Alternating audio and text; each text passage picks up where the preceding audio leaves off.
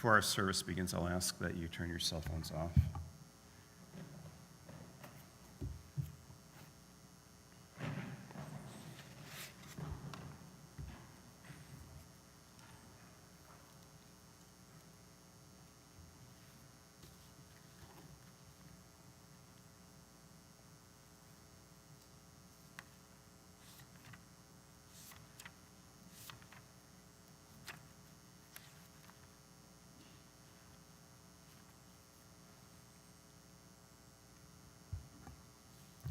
In the book of Ecclesiastes in Kohelet, we read that there is a season that is set for everything, a time for every experience under heaven, a time for dancing and a time for wailing, a time for birthing and a time for dying, a time for speaking and a time for silence, a time for seeking and a time for losing. The period of mourning is a complicated one. It's filled with many emotions and many memories. Some, I'm sure, are wonderful memories, and some may be difficult. We begin our service with the recitation of psalms and prayers that will link Ellie Weinberger's life with our 3,000-year-old tradition, beginning with the last chapter of the book of Proverbs, which describes an Eshet Chayil, a woman of valor. Eshet Chayil mi'imtza v'rachok mipini micha batach balev ba'ala v'shala lo yachzal. Gemalatu tov v'lo ra kol yemei chayea. Kapa pasalioni v'yadea shechala evion.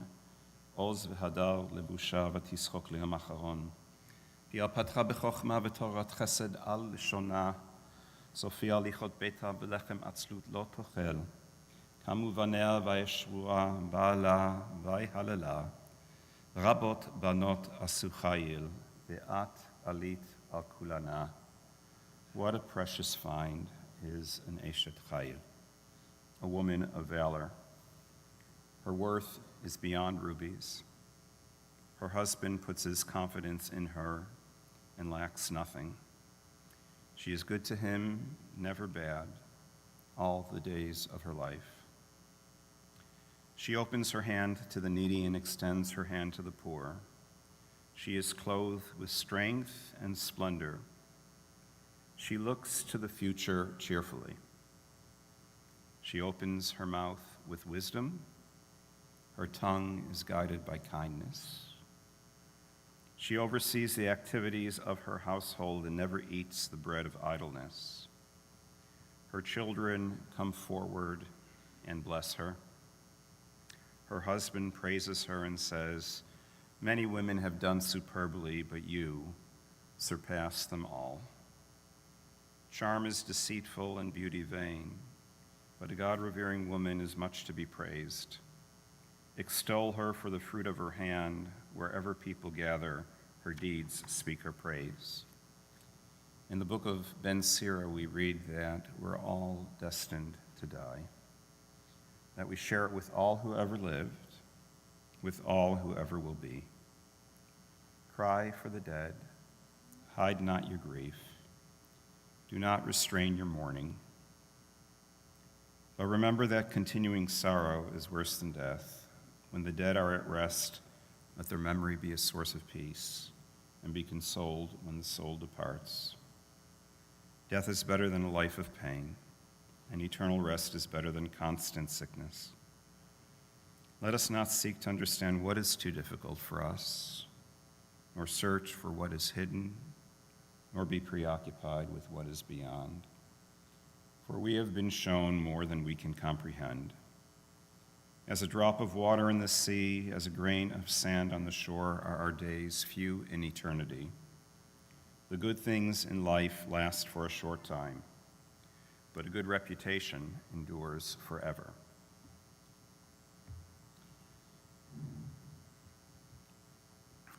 Ben, Joe, Liz and Julie, George, family and friends of Ellie Weinberg. There's an ancient and very beautiful legend that tells us how God sent a ministering angel to earth to bring back three things which were the most nearly divine, objects that would be worthy of a place in heaven. And when the angel arrived on earth, he entered a garden and saw a beautiful rose in bloom. And thinking it to be divinely beautiful, he plucked the rose. He next passed a house where, looking into the window, he saw an infant sleeping in a crib. And he was struck by the infant's placid, peaceful smile and thought it worthy of a place in heaven. And then he flew back and forth over earth, wondering what the third thing should be. And suddenly he saw a mother devotedly going about her work. And he took the mother's love to heaven. The legend describes how shortly afterwards the rose withered, losing its beauty. The child awakened from his sleep and, no longer peaceful and placid, began to cry. The only thing that remained in heaven as it was on earth was the love of the mother. We know from our experience that the most divine gift that we're privileged to enjoy is the love of our mothers, their devotion to our welfare, and their faithfulness to their families. Ellie Weinberger was a true Em Bayit, a true Jewish mother in the best sense. She was wise, compassionate, and caring to Joe, to Liz, and Julie. Ellie was a devoted daughter to Milton and Margaret Benneman. She was also a loving wife to Ben and devoted sister to George. George, like clockwork, Ellie would call you every Sunday. Ellie's love extended to her 8 grandchildren, to Jessica, Ellis, Justin, Jessica and Kimmy Weinberger, Marissa, Reagan, Maya, and Izzy. Ellie loved all of you. Ellie and Ben took many, many trips to California to see Kimmy and Jessica, and to Baltimore to see Maya and Izzy. She was easy to talk to, loved to ask questions, and was eager to hear about what you guys were up to. She loved watching you grow, celebrating your simchas, your accomplishments, and more than that. Often she made the trip in person to be with you, but when it was difficult, there was always a phone call and always FaceTimes.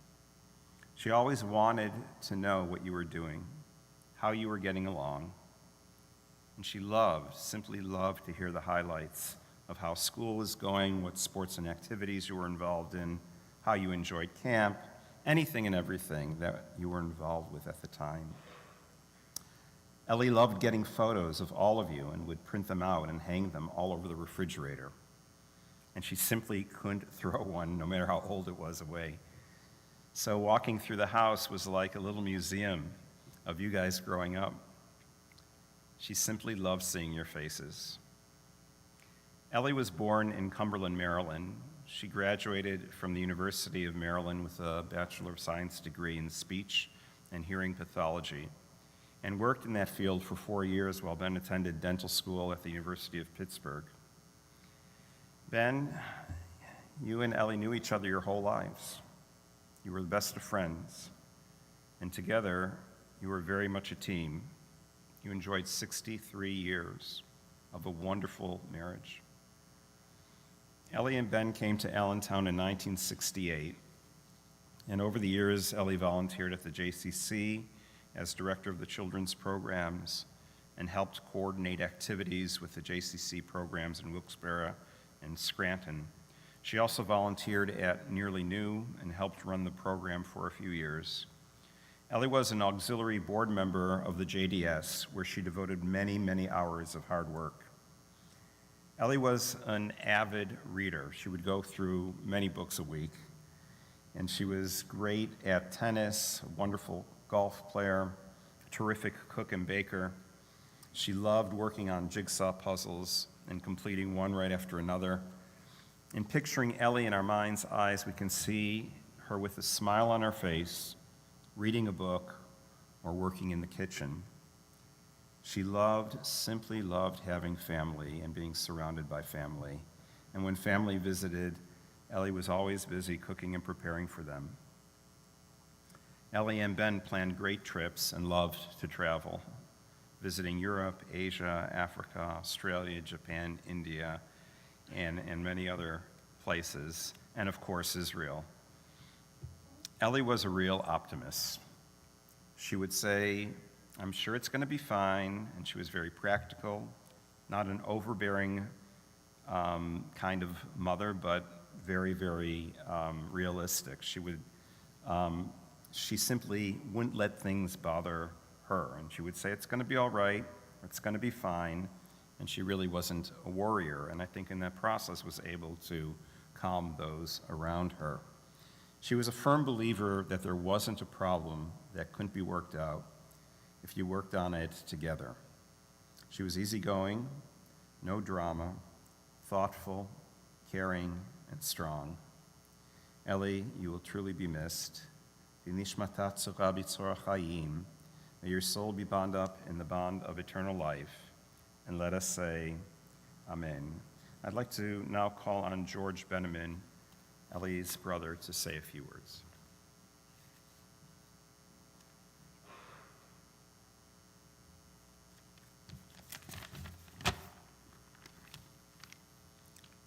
Ellen Gottesman Beneman, some name for a newborn, named after her maternal grandfather, Edward. She was the first of 16 grandkids on this side of the family, giving her the unique position of being in her aunt's weddings and babysitting for some cousins. She was the only girl on the Beneman side of the family. Ellie immediately became the favorite of her grandpa, Dave. Cumberland was a wonderful small city for growing up. Ellie was able to walk to both elementary and high school, where she was a cheerleader and on the school's newspaper staff. We were blessed with lots of family when traveled to New York, D.C., Uniontown, and Pittsburgh to visit with our grandmother, aunts, uncles, and cousins. For about 28 years, the Gottesman family held its annual reunion on North Bass Island, located between Port Clinton, Ohio, and the Canadian border. This 700-acre island, used as a vineyard, tripled in population when 30 of us arrived by a boat for a week's vacation of fishing, games, artwork, and of course, eating. But that's a story for another time. On our early life together before marriage and kids. Ellie was almost 8 when I came along. I doubt she was thrilled to suddenly have a little brother.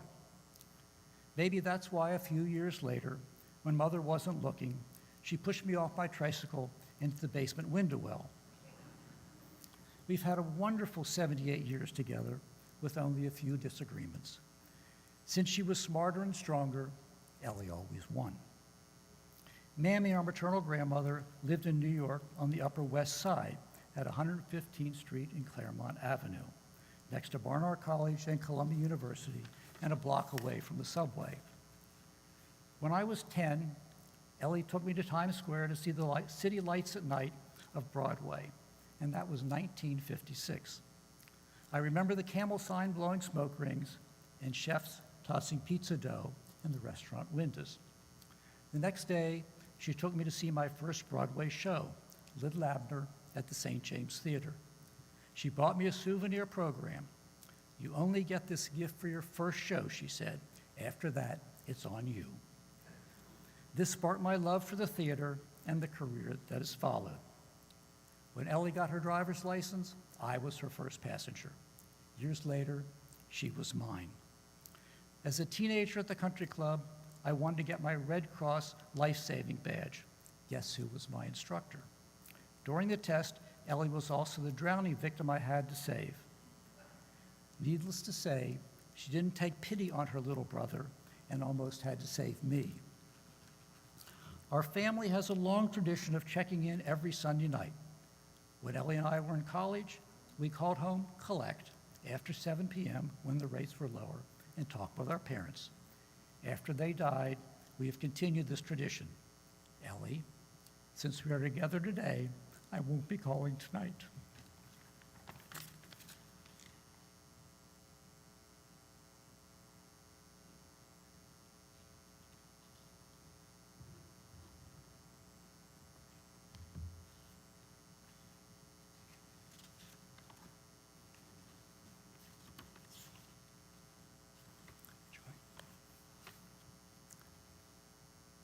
Next, we'll hear from Ellie's daughter, Julie.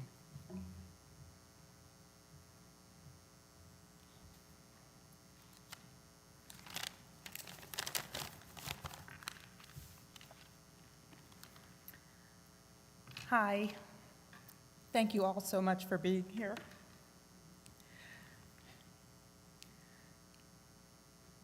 When I was thinking about what to say, and I pictured the faces that would be looking back at me, I realized almost everyone here has known my mom and dad longer than I have. And I could probably tell a billion stories. Some I would know, some I wouldn't. But I do know that everyone, including her children, would always come back to her greatest story, the love story of Ellie and Ben. It sounds like folklore, but it's true. My parents have known each other their entire lives. Their mothers were best friends. And soon, after my mom was born, her mother, Margaret, wrote Hazel a note saying she had just given birth to the perfect son. She had just given birth to the perfect daughter for her son, Benji. And that was it. Fate had been sealed. There's some question as to whether they began dating when they were 12, Ben's account, or 16, Mom's recollection. And we all know she's always right about this kind of thing, so it's actually not in question at all. But either way, if you believe in Beshert, this is pretty much the gold standard. They came as a unit. There was no divide and conquer in our house. I don't think any of us had ever had the guts to even try it. And what a beautiful example of love and loyalty and devotion to grow up with. Our childhood was pretty idyllic with my mom. We ate dinner together as a family every night. She drove all the carpools. She loved when our friends came over and would let us go into her not-so-secret stash of Twizzlers and M&Ms. She took us back and forth to the JCC 1,000,001 times. And she loved to take us shopping. We were early adopters of the Black Friday shopping tradition. Ellie liked nothing better than getting a good parking spot at King of Prussia Mall and starting the day super early. For many years, she would take each one of us to New York for the day with her to shop for new clothes. I was always mesmerized by her confidence on these trips. New York was a big city compared to Allentown.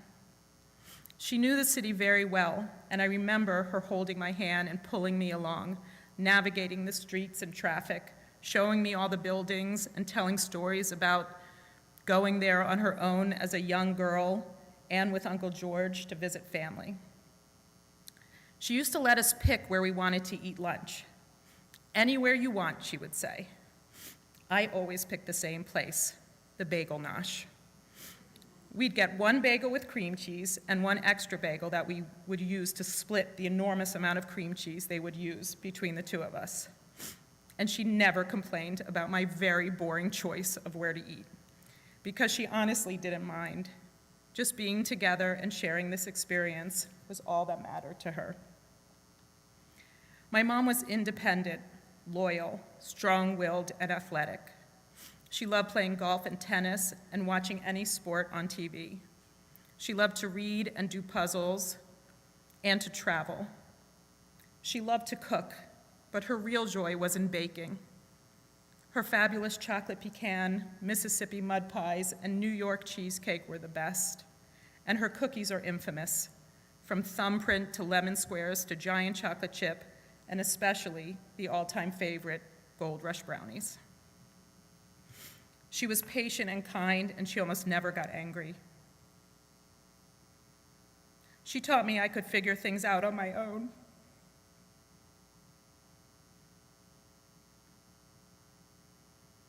with the knowledge I would always have a net to land in, to listen to my gut, to not sweat the small stuff. She taught me that often everything would work itself out. The last 2 years have been pretty crappy, to say the least. I'm not sure I could even remember a day in my childhood, or as an adult for that matter, that my mom had so much as a cold. Seriously, she did not have time for things like not feeling well. So the last 2 years have been incredibly difficult for her, for us, and especially for Ben. And since I am who I am, instead of recounting the crap, I'm going to share a few things I'm grateful for over the last 2 years. Our family Monday night Zoom calls and seeing my mom with her head on my dad's shoulder when their video came on. The many trips to Allentown. Laying in her bed when she was too tired to get up and massaging her arms with lotion. Sharing pictures of our kids and keeping her updated on all they were doing. Taking her shopping at Chico's because you can always use another outfit. Telling stories about our childhood and about her trips around the world. Working on puzzles. Watching MSNBC together all day. That's a joke. Little comic relief there. And of course, the 5 of us, navigating this time together, not always perfectly, but always with love and devotion. One of the things I love about Judaism is the idea of how we remember our loved ones. We are urged to remember in a way that keeps their name, who they are, alive. We are not a keep it quiet kind of people. We are a walk into it, feel it, share it, tell me more kind of people. So when you think of Ellie Weinberger, please say her name out loud, share a story, bake a cookie. And if you're one of the lucky ones who knows the secret recipe, make some Gold Rush brownies. We're going to miss her every day. May her memory forever be a blessing for all of us.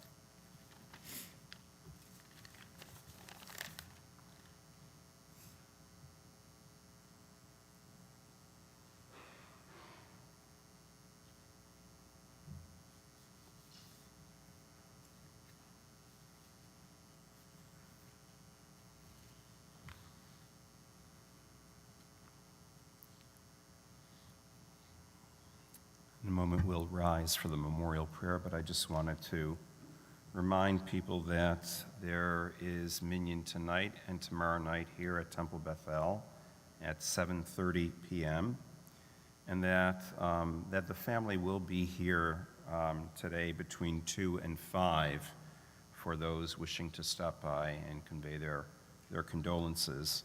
And then finally, the Sudat Havra'ah, the meal of consolation after internment, will take place here at Temple Bethel.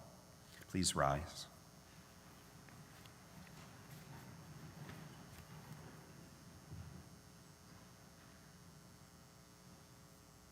Elem halerachamim shochen hameromim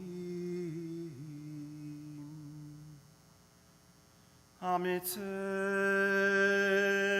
nucha nechona tachat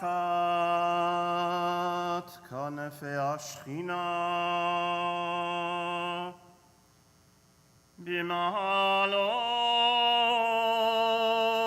b'mahalot kedoshim utehorim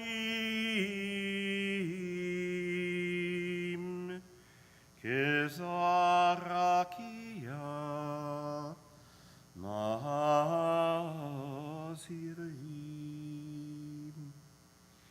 et nishmat Ilana bat Margalit shalacha leholama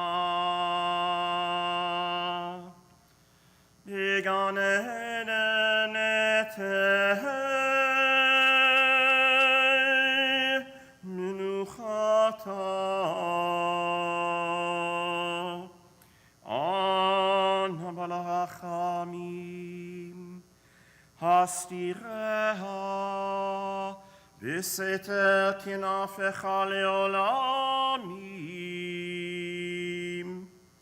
וצרור ביצרה חיים את נשמתה. אדוני הוא נחלתה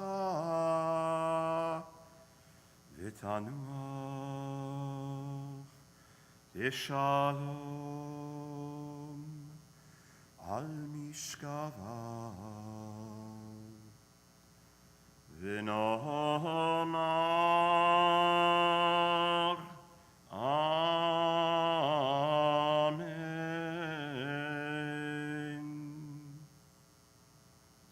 We ask the pallbearers and honorary pallbearers to step forward.